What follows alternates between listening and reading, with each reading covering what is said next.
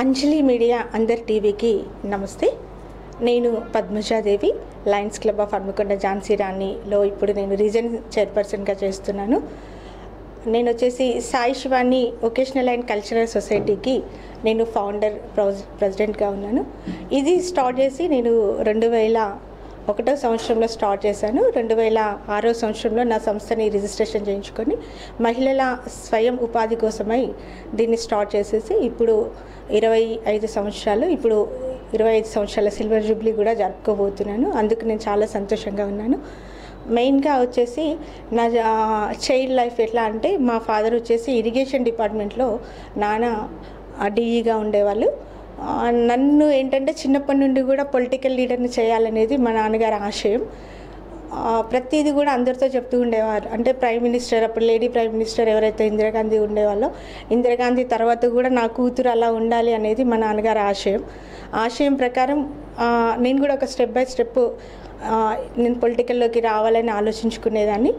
అందుకని నాకు government job వచ్చినా కూడా నేను జాబ్లో జాయిన్ అవ్వకుండా చిన్నప్పటి నుండి కూడా ఏంటంటే నాన్నగారు ఇంజనీర్గా ఉన్నప్పుడు డిఈ గారికి కానీ ఈఈ గారికి అట్లా వాళ్ళకి ఎస్సీ గారికి ఫోన్లో కాల్ వస్తే, అప్పుడు ఉండే ల్యాండ్ ఫోన్స్లో కాల్స్ వస్తూ ఉంటే ఇక్కడ సార్ అంటూ లేచి నిల్చునేవాళ్ళు. మా నాన్నే మాకు గొప్ప అనుకునే పొజిషన్లో, అంటే గవర్నమెంట్ జాబ్ అంటే అలా ఉంటుందని చెప్పేసి నేను కూడా సెల్ఫ్గా ఉండాలి అనే నా ఆశయంతో నేను సెల్ఫ్ ఎంప్లాయ్మెంట్కి సంబంధించి అలా నేను జాబ్లో జాయిన్ అవ్వకుండా ఏదో ఒకటి చేయాలనే తపనతో చిన్నప్పటి నుండి ఉండేదాన్ని. నేను డిగ్రీ కంప్లీట్ చేసేసుకొని లా డిస్కంటిన్యూ చేశాను. నేను తర్వాత వచ్చేసి నా మ్యారేజ్ నాకు 1996లో అయింది. మాది ఆదర్శ వివాహం. మా హస్బెండ్ కూడా నన్ను చాలా ఇష్టపడి మ్యారేజ్ చేసుకున్నారు. ఎప్పుడు కూడా నా జీవిత ఆశయాలకి ఆయన కూడా నాకు ఎప్పుడు అడ్డుబాటు కాలేదు. ప్రతిదీ నాకు ఎంకరేజ్ చేస్తూ ఉండేవాళ్ళు. నేను నా చిన్నప్పుడు 2nd క్లాస్లో మా మమ్మీ మంచి క్లాసికల్ సింగరు, అన్నమాచార్య కీర్తనలు చక్కగా పాడుతూ ఉండేది. తను ఏంటంటే క్లాసికల్ డాన్స్, నాకు కూచిపూడి నృత్యం నేర్పించాలని ఒక ఆశయంతో నన్ను చిన్నప్పుడు తోట రవీందర్ మాస్టర్ గారి దగ్గర నన్ను డాన్స్ క్లాస్లో చేర్పించారు. దీనికి ముఖ్య కారకులు ఎవరనంటే సీతాల రాఘవేందర్ గారు. మా ఇంటి పక్కనే ఉండేది అంకుల్. తను డాన్స్ క్లాసెస్ వాళ్ళ కోడల్ని పంపిస్తున్నప్పుడు నేను కూడా తనతో పాటు క్లాసెస్కి వెళ్ళడం. అలా నా 2nd క్లాస్లో నా కూచిపూడి శాస్త్రీయ నృత్యం మొదలయ్యింది. ఆ తర్వాత వచ్చేసి నేను ఇంటర్ ఫస్ట్ ఇయర్ వరకు కూడా మాస్టర్ గారి దగ్గరే నేర్చుకున్నాను. తర్వాత గీతా మేడం గారు, ముగా రామ్మోహన్ రావు గారు మిస్సెస్ గీతా మేడం గారు, తను ఇంటర్ సెకండ్ ఇయర్ నుండి అప్పుడు అక్కడ తన దగ్గర నేను కూడా కొన్ని సాంగ్స్ నేర్చుకోవడం జరిగింది. తను కూడా వెళ్ళిపోయారు. మళ్ళీ డిగ్రీలో ఏంటంటే శాస్త్రీయం అప్పటి వరకు కూడా ఇప్పుడున్న స్టేజ్ షోస్ కానీ ప్రోగ్రామ్స్ అప్పట్లో లేకపోయేవి. మేము అప్పటికి డ్యాన్స్ ప్రోగ్రామ్స్ చేస్తున్నా కూడా ఎన్ని ఐటమ్ సాంగ్స్ అంటే మామూలుగా మేము అప్పుడు బ్రహ్మాంజలి కానీ ఇంకా మనకి ప్రతి ఒక్కటి అంటే క్లాసికల్ అనేది మనకి వినాయక స్తోత్రంతో మొదలైతే మనకి ప్రతి ఒక్క ఐటమ్ సాంగ్స్ అందులో శాస్త్రీయ నృత్యంలో ఉంటాయి. అవన్నీ నేర్చుకున్నా కూడా మేము పర్ఫార్మెన్స్ చేయడానికి మాకు అభ్యంతరాలు ఉండేవి. అంటే స్టేజ్ లేదు మెయిన్గా. అలా జరిగింది. తర్వాత ఏంటంటే నేను డిగ్రీలో వచ్చిన తర్వాత కూడా ఇంకా దీన్ని కంప్లీట్ చేయాలనే ఉత్సాహంతో ఉన్నప్పుడు మనకి రాజేశ్వరి మేడం గారు నగర్లో ఉండేవారు. మనకి పద్మనాభం గారి కూతురు. మనకి ఆ మేడం దగ్గర మొత్తం నేర్చుకోవడం జరిగింది. అయినా కూడా మాకు షోస్ రాలేదు. ఒక చిన్నది ఇన్సిడెంట్ ఏంటంటే రవీంద్ర భారతిలో మేము 9th క్లాస్లో ఉన్నప్పుడు డాన్స్ పర్ఫార్మెన్స్ చేయడానికని వెళ్ళినప్పుడు అక్కడ ఏం జరిగిందంటే, యాక్చువల్గా అప్పుడు మొబైల్ కాంటాక్ట్స్ కానీ ఇవన్నీ లేవు.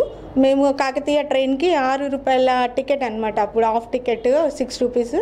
మాకు ఒక 20 రూపాయలు ఛార్జెస్ ఇచ్చేసి ఒక 10 రూపాయలు ఎక్స్ట్రా మాకు ఇచ్చేసి మాకు పెరుగన్నం పులిహోర బాక్స్ పెట్టేసి ప్రోగ్రామ్కి తీసుకొని వెళ్ళారు రవీంద్ర మాస్టర్ మమ్మల్ని. తీసుకెళ్ళిన తర్వాత అక్కడ వెళ్ళిన తర్వాత యాక్చువల్గా ప్రోగ్రామ్ డేట్ 23rd అలా అయితే మేము 22nd రోజు వెళ్ళడం జరిగింది.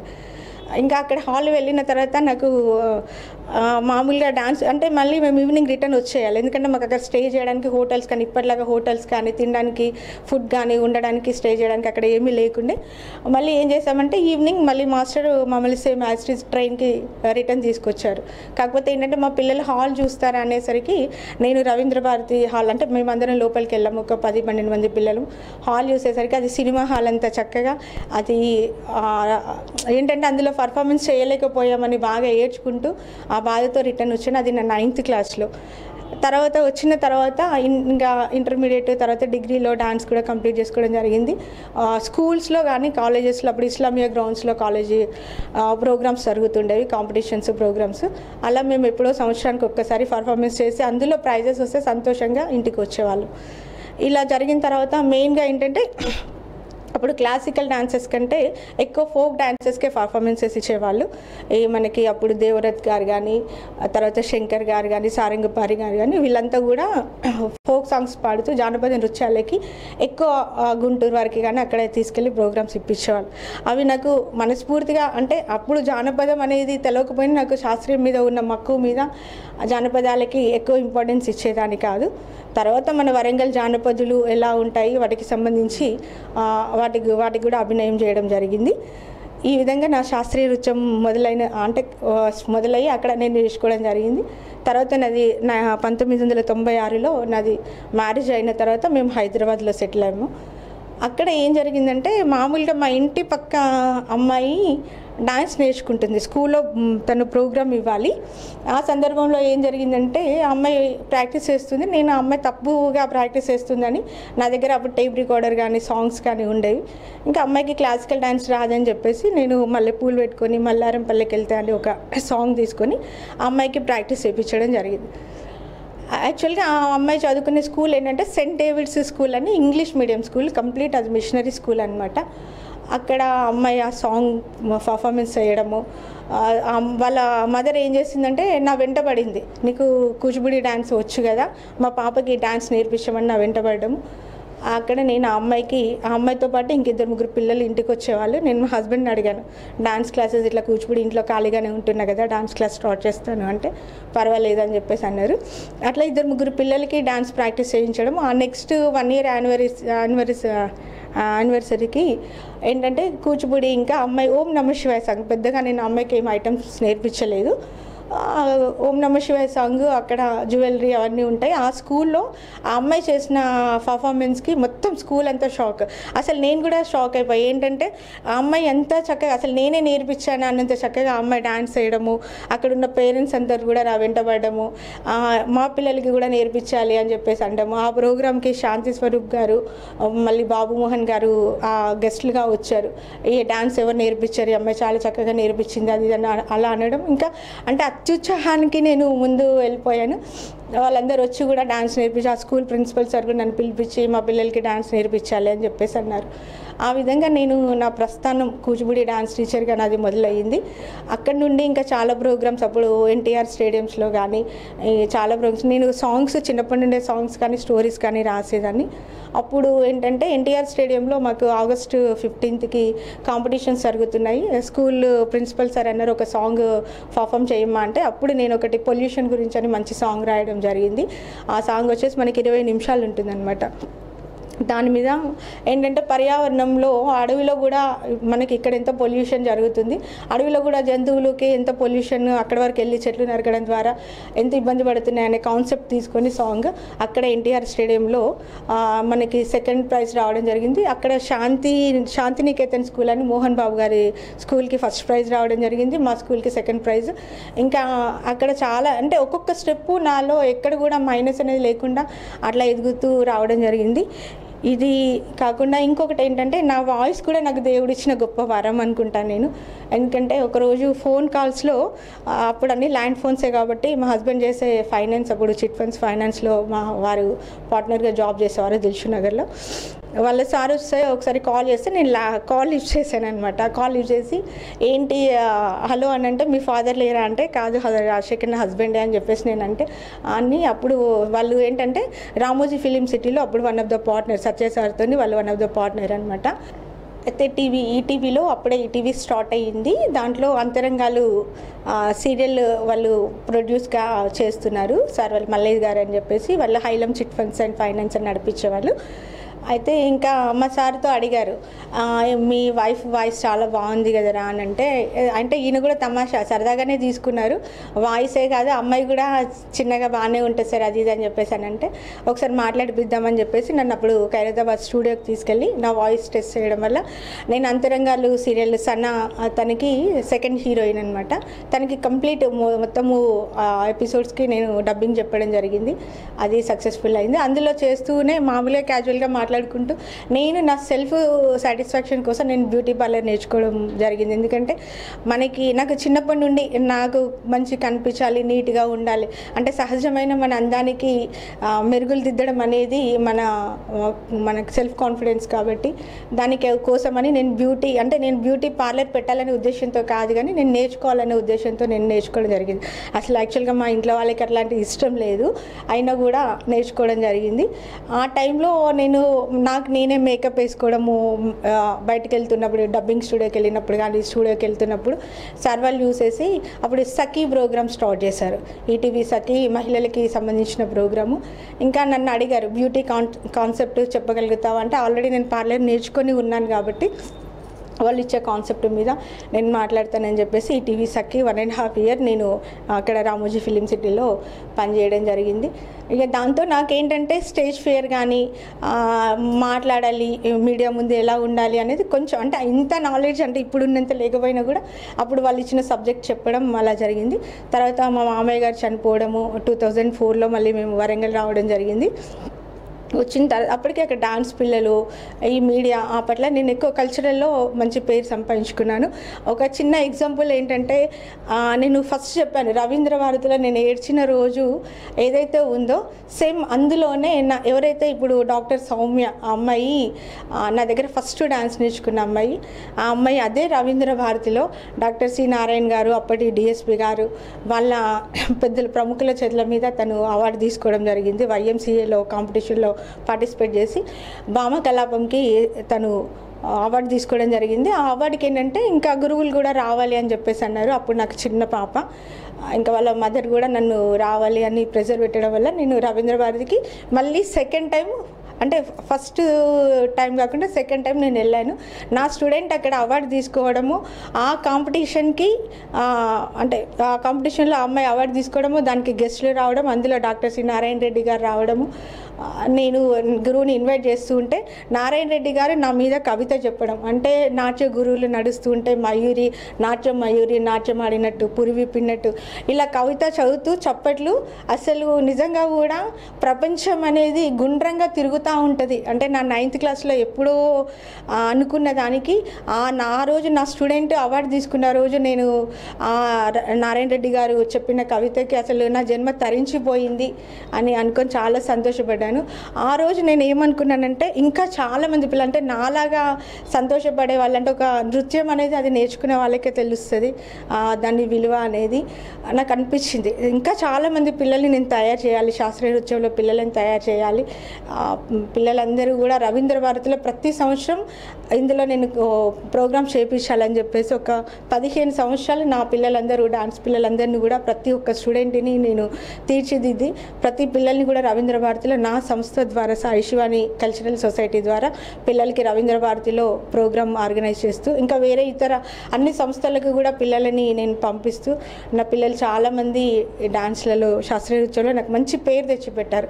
ఎప్పుడు కూడా నాకు మైనస్ అనేది రాలేదు. ఎందుకంటే నేర్పించడంలో నేను ఎక్కడ కూడా చాలామంది స్వార్థం ఉంటుంది, వీళ్ళకి ఇది నేర్పించొద్దు ఇది చెయ్యొద్దు అనే ఒక స్వార్థం ఉంటుంది. నేనేమనుకున్నానంటే నాకు వచ్చింది ప్రతిది కూడా అంటే మా నాన్న నాకు నేర్పించాడు. ఏంటంటే ఇంకా చిన్న చిన్న విషయాలు అవి పెంచుకుంటూ అంటే చెప్పుకుంటూ పోతే చాలా పెద్దగా ఉంటుంది. మన దగ్గర మా అమ్మకి మా నాన్నకి రోజు గొడవ అవుతుండేది. నాన్న ఇంజనీర్ కాబట్టి సైట్స్ కట్టి వెళ్తూ ఉన్నప్పుడు అన్ని వెజిటేబుల్స్ కానీ ఫ్రూట్స్ కానీ ఇంకేమైనా తీసుకొస్తూ మా ఇంట్లో వాడలో అందరికి పంచుకుంటూ వచ్చి లాస్ట్కి కొన్ని తీసుకొచ్చేవాడు. అప్పుడు మా అమ్మ మొత్తుకుంటుండేది, ఏంది అసలు ఇదంతా ఏంది అయ్యా నువ్వు ఏంటికి ఏం తీసుకొస్తాను అంటే, ఎందుకు నాన్న ఇదంతా అంటే ఏముంటుంది నాన్న మనం ఇచ్చుకుంటూ పోవాలి కానీ మనకి అదే మిగులుతుంది మనకు, అంతేగాని అట్లా ఒక సామెత నాకు ఎప్పుడు చెప్తూ ఉండేవాడు మా నాన్న. అమ్మ నన్ను అంటున్నది, ఆయన మీ నాన్న ఏమిటి సత్యహరిశ్చంద్రుడు, ఆయన పంచేవాడు, ఇంకా నేను అట్లా చెప్తూ ఉండేది. నిజంగా సత్యం అనేది ఎప్పటికీ నిల్చొనే ఉంటుంది, మంచినే చేసుకుంటూ పోవాలి. అది నేను మనసులో బాగా నిలబెట్టుకున్నాను. ఇప్పుడు కూడా ఎప్పటికీ కూడా మంచిగా మనకు ముందుకెళ్ళాలి ఆ ఒక్క ఉద్దేశంతోనే నేను ముందుకు నడుస్తున్నాను. ఎందుకంటే నాకు 2014 నుండి చాలా ప్రాబ్లమ్స్ వచ్చాయి మా అత్తగారి వల్ల కూడా. మా హస్బెండ్ ఇంకా ఆయన కొన్ని కారణాల వల్ల లేకపోవడం జరగడం, అత్తయ్య గారు వాళ్ళు నన్ను చేశారు కొన్ని. అంటే నాకు అది అట్లా రావడం కూడా నేను ఇంత స్ట్రాంగ్ అవ్వడానికి నాకు రీజన్ అని అనుకోవాలి. ఎందుకంటే మాది ఆదర్శ వివాహం కాబట్టి ఇంకా ప్రాపర్టీస్ అన్నీ కూడా మా ఆడపడుచులకే చెందాలని మా అత్తయ్య కొంచెం మొండి పట్టడము, అట్లా కొంచెం నేను చాలా డిస్టర్బ్ అయ్యాను.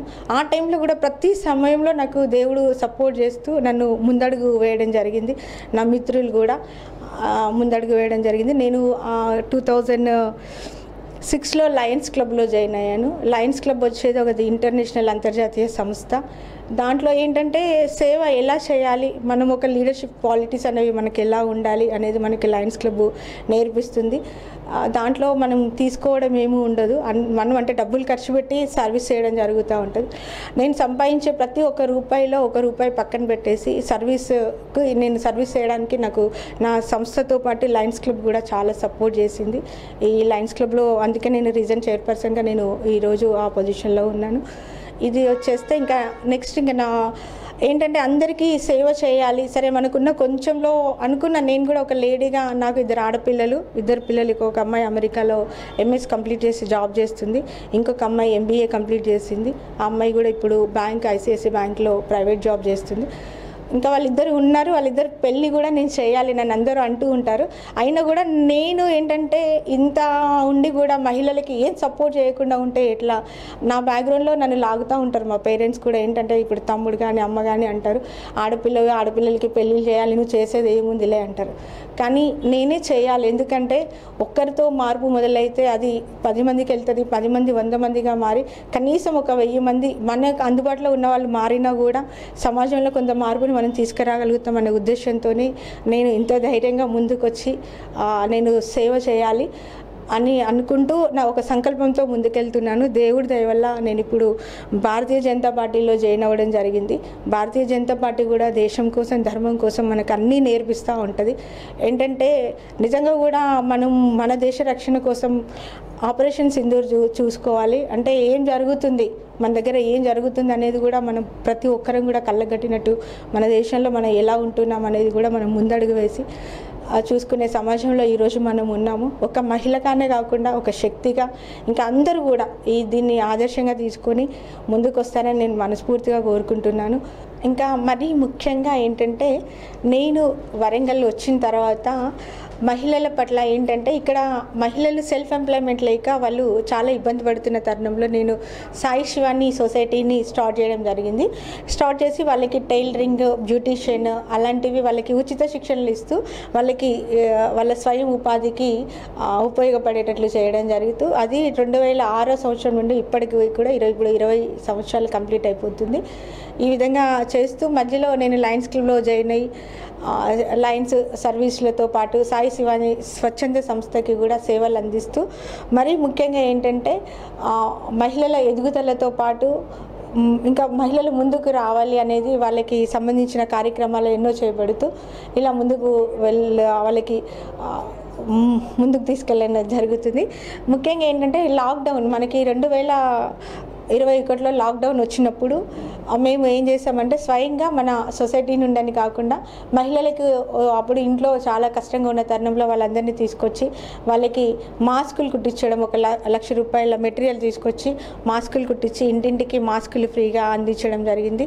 అదే కాకుండా వారికి ప్రతిరోజు కూడా వాళ్ళకి కావాల్సిన అవసర సరుకులు అందిస్తూ ఇలాంటి కరోనా సమయంలో తలసేమియా పేషెంట్స్ కూడా ఎవరు రక్తము దానం చేయని సమయంలో కూడా మేము బ్లడ్ డొనేషన్ క్యాంప్ పెట్టేసి బ్లడ్ కలెక్ట్ చేసి తలసేమియా పేషెంట్స్కి అందించడం జరిగింది. ఇలా చాలా కార్యక్రమాలు లాక్డౌన్లో చేశాను. ఇక్కడ వచ్చిన తర్వాత కూడా మనకి వరంగల్ టీవీ యోనా సార్ గారు ఏం చేశారంటే ఓరుగల్లు రుద్రమ అనే కాన్సెప్ట్ మీద మనకి వరంగల్ జిల్లాలో ఉన్న ఎవరైతే ప్రముఖ స్త్రీలు ఎవరైతే ఉన్నారో వారిని ఇంటర్వ్యూస్ చేసే కార్యక్రమంలో మంచి ఓరుగల్లు రుద్రమ కాన్సెప్ట్లో నేను యాంకర్గా పనిచేయడం జరిగింది. ముఖ్య ప్రముఖులైన మహిళలందరూ కూడా వారి యొక్క వివరాలు తెలుసుకొని వారు ఎలా వారి సక్సెస్ని సాధించారు అనే విషయాల పట్ల నేను ఎక్కువ ఇంట్రెస్ట్ చూపించేసి ఇంకా మహిళలు ఎలా ఉంటే బాగుంటుందని వారి యొక్క సందేశాలతో నేను ముందుకు వెళ్ళడం జరిగింది. ఇప్పుడు మెయిన్గా ఒక పొలిటికల్ లీడర్గా రావడానికి ముందు నేను 2011లో అంతకుముందు నేను 2001లో ఆర్ కృష్ణయ్య హైదరాబాద్ అంబర్పేటలో నేను బీసీ సంక్షేమ సంఘంలో జాయిన్ అయ్యి వారికి అప్పుడు మహిళా మండలి, అప్పుడు మాకు కృష్ణ ఎమ్మెల్యే గారు ఉండేది, కృష్ణ యాదవ్ గారు.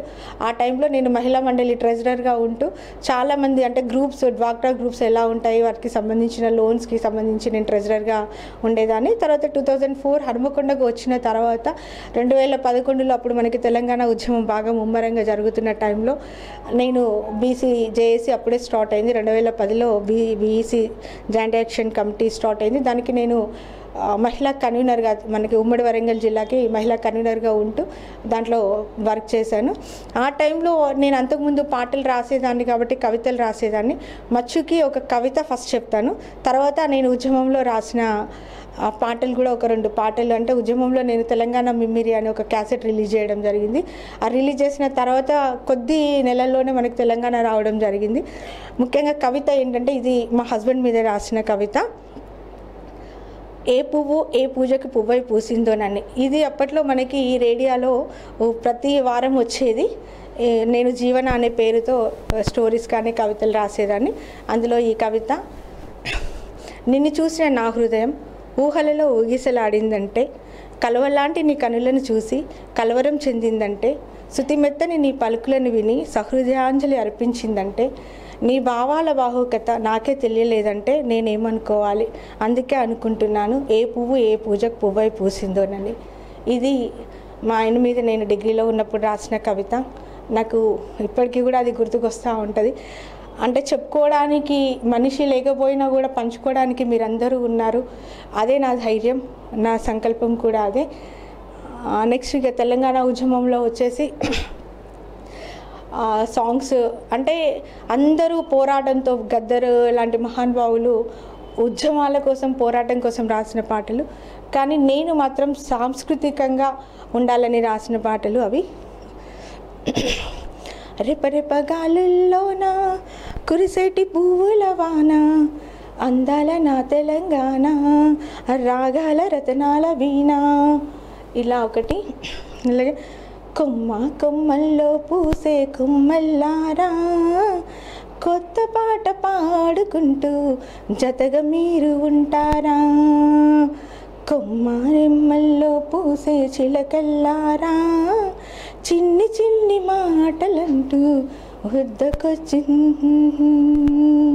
గలగల గల గోదారమ్మ, బిర బిర బిర పరుగులు చూడు మా ఊరి మా గానుల్లో, గాయమైన గుండెను చూడు గాయమైన గుండెలోతు, గేయమైన తీరును చూడు, వేణునాదమైన నాదం తెలంగాణమై మ్రోగెను నేడు, కొమ్మ కొమ్మల్లో కూసే కొమ్మల్లారా.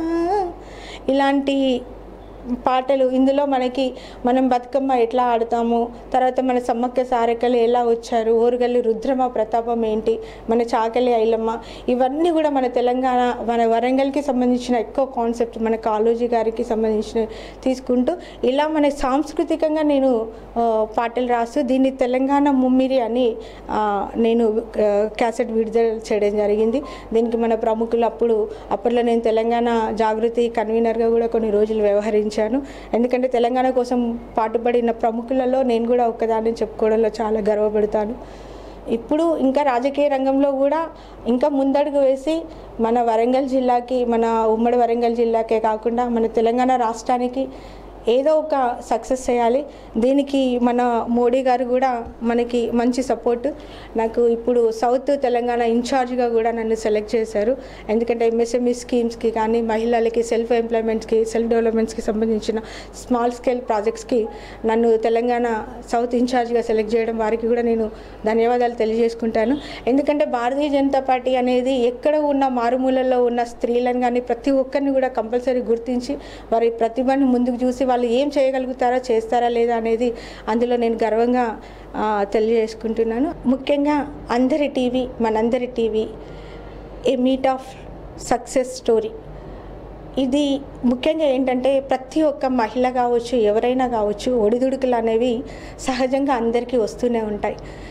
వాటిని మనం బేరీజు వేసుకొని నేను వెనకడుగు వేయాలా, నేను ఈ పని చేయకూడదా అనేది మనం అనుకోకుండా మన రేపు అనేది మనం ముందుంది, గతం అనేది గడిచిపోయింది, రేపటి భవిష్యత్తు కోసం మనం ఏం చేయాలని పాటలు వేసుకుంటూ ప్రతి ఒక్క స్టోరీని కూడా మనం సక్సెస్ చేసుకుంటూ ముందుకు వెళ్ళాలని మనస్ఫూర్తిగా కోరుకుంటూ నాకు ఈ చక్కటి అవకాశం ఇచ్చిన అందరి టీవీకి మనస్ఫూర్తిగా నేను శుభాకాంక్షలు తెలియజేసుకుంటున్నాను, కృతజ్ఞతలు తెలియజేసుకుంటున్నాను.